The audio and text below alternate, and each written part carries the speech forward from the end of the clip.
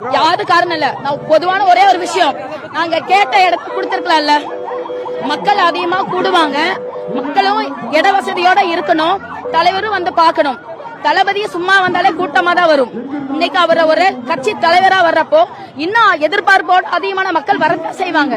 அப்ப தகுதியான இடத்த கொடுத்திருக்கலாம்ல. மற்ற கட்சிகள்ல நீங்க எல்லா இடத்துக்கு எவ்வளவு பெரிய இடத்த கொடுக்கறீங்க.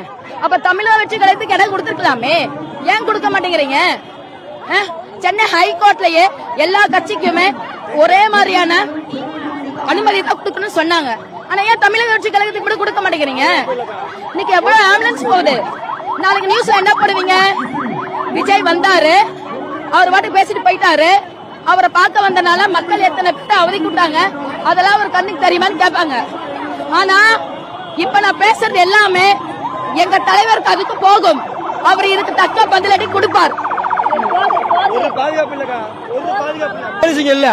எதுக்கு வராங்க, எதுக்கு போயிருந்தல அங்க பேர் கட்டுற வரைக்கும் ஆப்படி வச்சிருந்தாங்க. தலைவர் வந்ததுக்கு எப்படி பேர் கட்ட எப்படி ஆளு சொல்ல வந்துச்சு. எல்லாருமே அத்தனை உள்ள வரானுங்க. ஒரு ஆம்புலன்ஸுக்கு அப்புறம் எல்லாமே பிரச்சனை ஆயிடுச்சு. எல்லாமே ஒரு நிக்கம் உள்ள ஒரு ஆம்புலன்ஸ் உள்ள இல்ல. என்ன பண்றானுங்க ஒருத்தனும்?